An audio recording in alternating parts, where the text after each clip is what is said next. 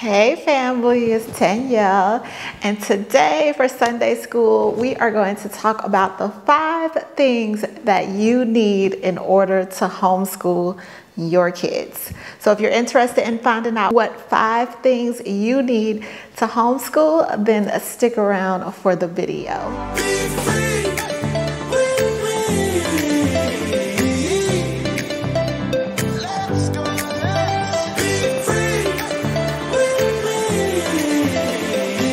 Before we jump into this video, if you're new here, hi, welcome. My name is Danielle and I am the non-traditional mommy. This channel on Sundays, we discuss all things pertaining to homeschooling or schooling your child.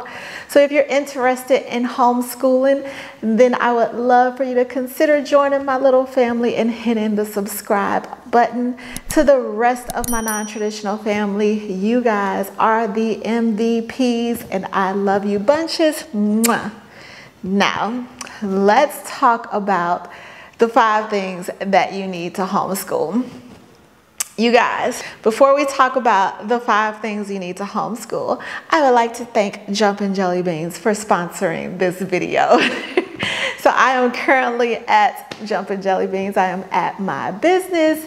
I have to work today and I thought I would sit down and try to get this Sunday video done for you guys before we open up and start working. So that's where I am.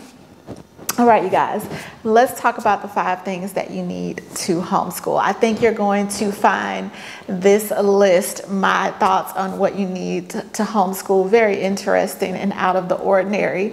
And it's probably not what you're thinking, but let's just dive right in. The first thing you need to homeschool is flexibility. Flexibility is so important, you guys.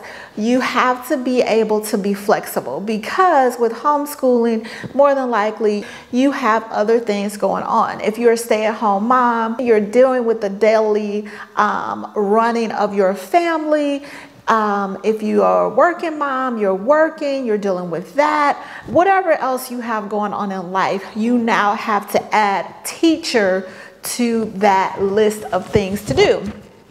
And so with that being said, you have to be flexible. You can't be rigid when it comes to homeschooling because life is going to happen. Wrenches are going to be thrown into your plan, your structure, your schedule, and you have to be able to be flexible around those things. That means that school may not take place between 8 and 3. School may take place between 3 and 8 p.m. So being able to be flexible, change things up, go with the flow is going to be very important when it comes to homeschooling. If you're someone who is very rigid, doesn't like change, gets easily stressed if a monkey wrench is thrown into your day, then it's going to be a little more difficult for you to homeschool because, again, you're trying to do life and teach your child or homeschool your child at the same time. So flexibility is going to be very important for homeschooling. Number 2 is going to be tenacity. So what I mean by that is the ability to get through the tough.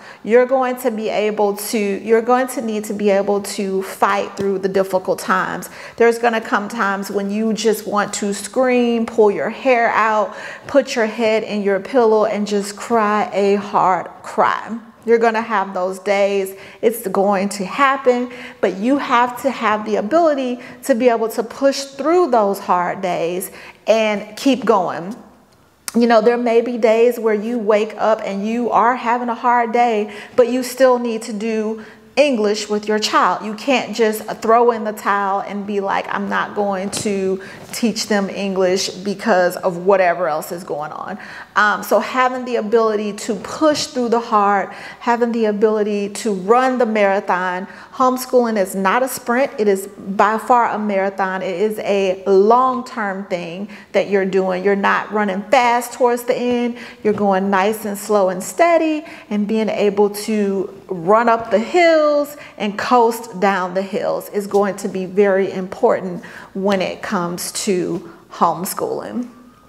The third thing that you're going to need, and I'm going to put that right in the middle of these 5 things, And that is your why. And I'm putting that in the middle because your why is going to ground everything else around you. So you need to know what your why is. Why are you homeschooling? Why did you choose to homeschool? What is your driving force to doing this? Your why is going to help you with your flexibility, and it's going to help you with the next two things that we're going to talk about. Your why is what is going to drive you to keep going when it gets hard. Your why is going to help you be flexible when you need to be flexible. So knowing your why and putting that up somewhere in your house, maybe on the chalkboard, getting some type of poster made, writing it in your planner, putting it on sticky notes, whatever you need to do, just know your why and make that your core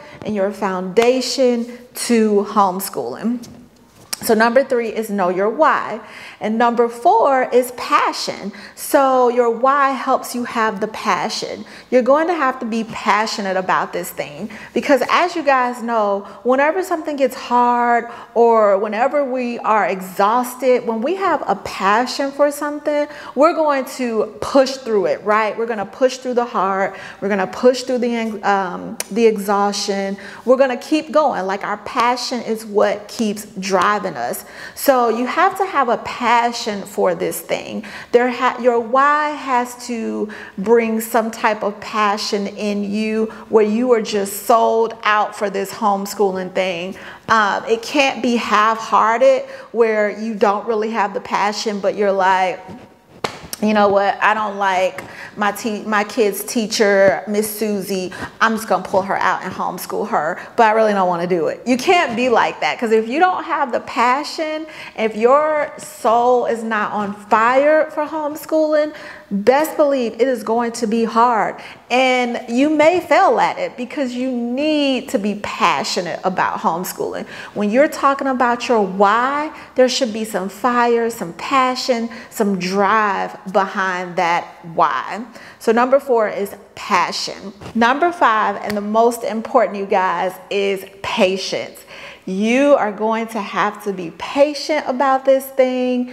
You're going to have the ability to breathe, to relax, to not sweat the small stuff. Like, that is going to be so important when it comes to homeschooling, because again, there's going to come those moments where you absolutely just want to pull your hair out. You want to throw the towel in. You want to be done with this thing. And having the ability to be patient and to breathe through those moments and get through those moments is going to be key when it comes to homeschooling. So being able to be patient with yourself, with your children, with those around you who don't understand why you're homeschooling, all of those things are going to be important. Being able to be patient with yourself and saying, hey, you got this. You're doing the best for your kids. You're doing the best for your family. You're giving this thing all. You're all. You know your why. You're okay. Being patient with your kids when they don't feel like showing up for school, when they don't find any interest in maybe a subject that they have to learn or need to learn. Having that ability to be patient during those times is going to be so important. So number 5 is patience. Okay, you guys, so quick scene change. So just to tie it back all together, the 5 things that you absolutely need to homeschool are going to be flexibility, tenacity, your why, passion, and patience. If you just have those 5 key things, then homeschooling is going to go well for you. There's, again, going to be hard and difficult times, but you will be able to do it. You'll be able to get through it, and you will more than likely excel at it. So again, if you have just those 5 things, then homeschooling can work for you. And if you're thinking about it, sitting on the fence, and you're wondering, do I have what I need? Can I do this? Then ask yourself if you have those 5 things. And if you do, then go for it, you guys. Go for it. So what did you guys think? Were you thinking those were the 5 things that you needed to homeschool? Which one was a surprise for you? Which one are you like, yes, I absolutely knew you need that for homeschooling? If there's anything else that you think you need for homeschooling, homeschooling, then leave that in the comments below. And if you're still here, then I would love for you to consider joining my little family and hitting the subscribe button. To the rest of my family, I love you guys, and I will see you in the next one. Bye. Wait, stop. Before you go, if you want to see more videos on homeschooling, I would love for you to go check them out, and I will leave some here and here for you to go check out, and I will meet you over there. Come on, let's go.